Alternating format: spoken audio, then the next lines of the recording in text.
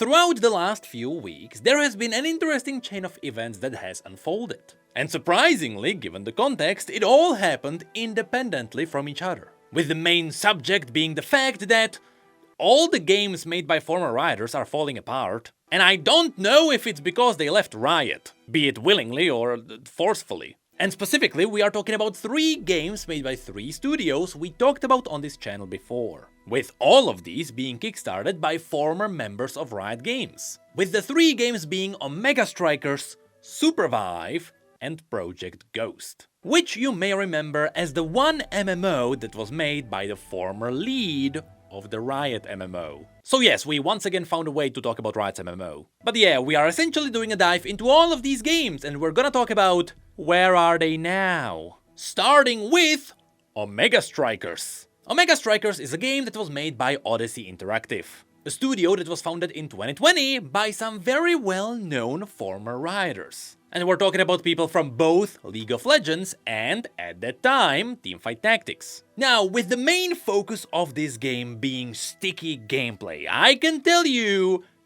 that game was good. When it comes to the raw gameplay, I liked it a lot, which is why I also played it a lot. It is essentially a football game combined with a fighting game, where you punch a lot of opponents to get them out of the way, but you also punch the ball to score a goal. Now, this game honestly had a pretty good variety of characters with different abilities. You had characters that were all about the punching, not as much the kicking. You had characters that were all about blinking and dueling other defenders. Or you had people who were just really defensive, which made them really good goalies. My favorite was the girl with the rocket. That was a really good goalie, and she could leave her own goal to score a goal. Yes, you could actually carry games as a goalie here. Now, the design of the characters was also pretty varied, there was a lot to choose from. And it had the classic battle pass with skins. I mean, this is a game made by former Rioters, so we would expect a free-to-play game with monetization. On top of this, to spice up the gameplay, there was also a pretty good variety of maps, where each map made scoring goals challenging for different reasons. But the strongest point this game had was its launch event. This game poured a lot of its budget to make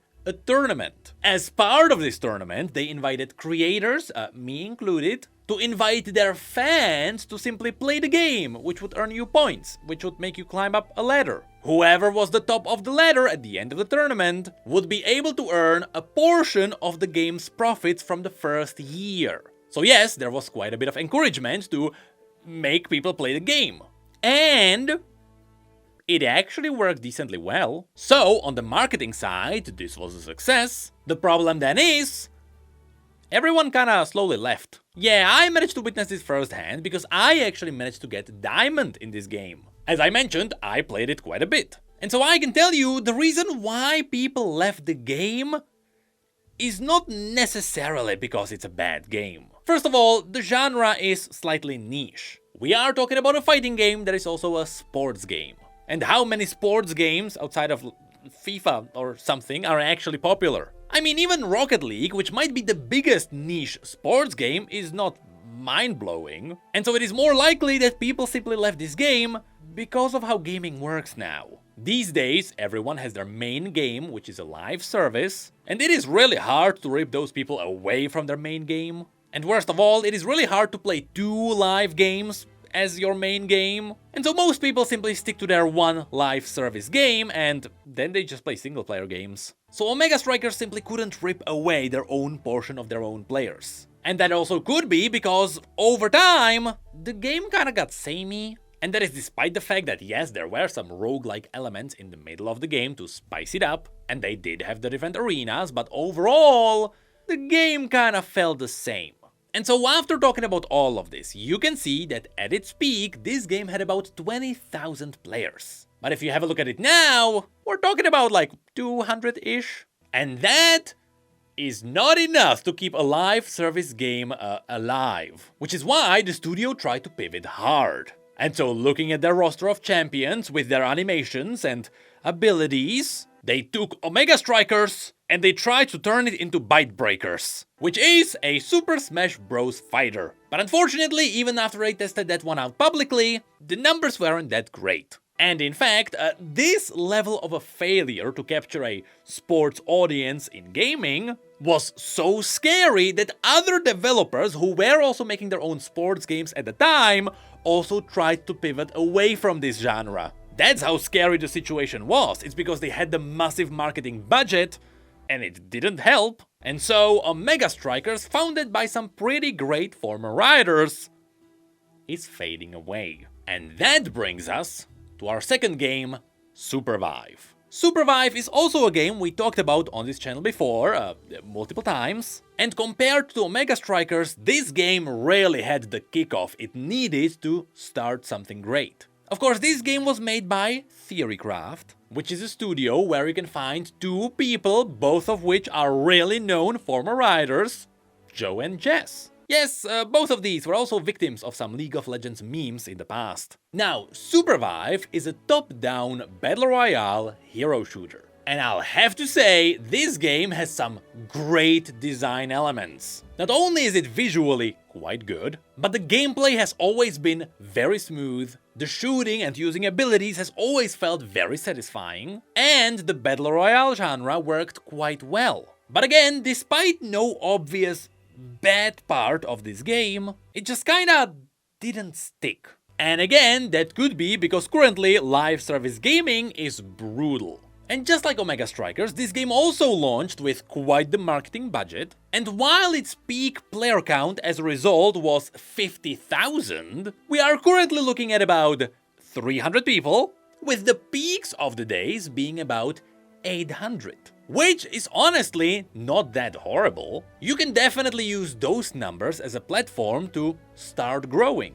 But the issue is, this team tried to grow quite a few times in the past and they just couldn't figure it out yet. They tried some big changes in the past, for example revamping how itemization and progression works. But even these risks didn't really do that much. And so very recently, we got a video from the team where they talked about what is happening and where the game is heading. And so first, Jess starts with... Let's start off by addressing the elephant in the room. We had huge ambitions for Supervive at launch, and we haven't yet found the success we were hoping for. This immediately makes you think, so is the game slowly fading away? Well, the answer is no. It seems like the team is very stubborn and focusing on their pure passion, they just keep marching. Apparently, their 2.0 patch is coming, which apparently includes some quality of life changes, for example letting people make their own queues. They are also revamping how boss fights work, and there is even a new Death Knight hero coming to the game.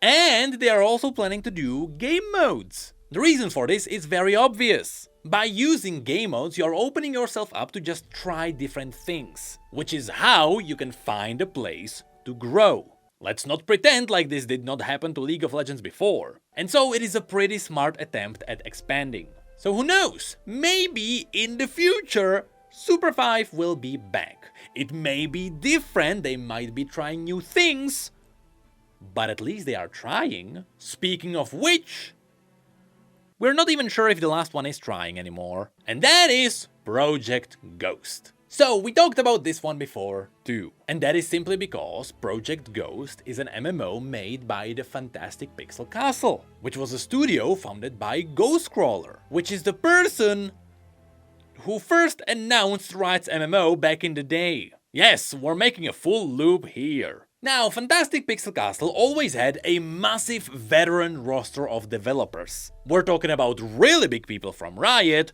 really big people from Blizzard, as well as Ubisoft. Simply said, this is not a team of amateurs at all. And they all tried to make a new MMO that was slightly different from what we got before. Specifically, this MMO was focusing on the red shard, blue shard mechanic. In other words, red shard was your shared world. Imagine your classic World of Warcraft with a world where everyone can meet each other. But blue shards were essentially randomized instances. Think more like Minecraft. And so the gameplay loop would be that you would go into this Minecraft to farm some resources to then go back into the shared world and do some raids. On paper, that doesn't sound too bad if it's executed well, but apparently there was a beta where players played and the players realized the game isn't that good. Now sure, it was still beta, but even in a beta you kinda wanna showcase the good parts of the game.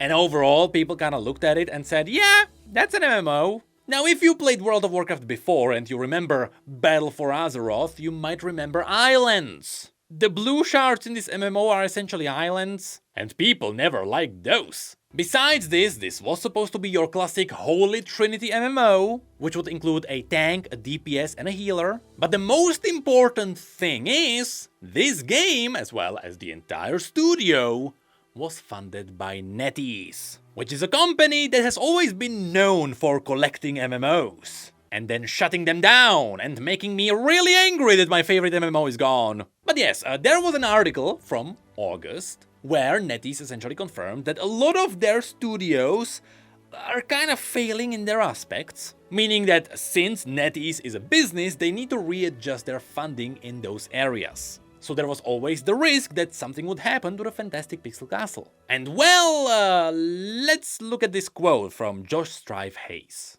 NetEase released a statement on this and said it is our responsibility as a business to regularly assess the progress, viability and potential success of all our games and studios, and to make decisions based on those business considerations. So while Fantastic Pixel Castle and Project Ghost are currently funded by NetEase, that may change. So it turns out, yes, NetEase pulled the plug. And we get a massive tweet from Ghostcrawler that confirms the entire situation. I wanted to share the news that Fantastic Pixel Castle's time as a first-party studio within NetEase Games is coming to an end.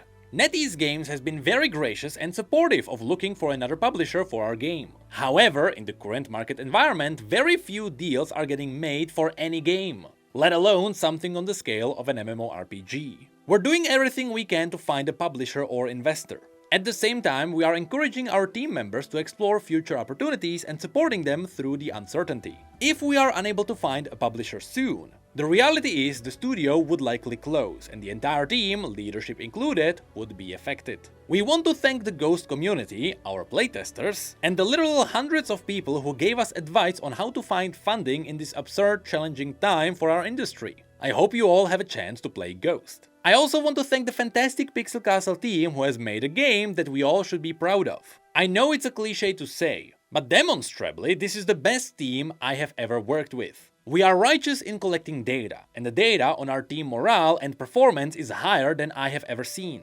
Despite the challenges, the past 2 years have been the most satisfying of my career. And so yes, the MMO made by the person who originally announced the Riot MMO might be shutting down. There is the chance there might be an investor or something might happen, but overall it does not look likely. And that is simply because in today's market of games, most people actually prefer indie games. And so making a game with a big team is a massive risk. Which means it seems like their only option to keep this MMO alive is through crowdfunding. And if we've learned one lesson in the past, it is that Kickstarter is totally an amazing idea to fund MMOs.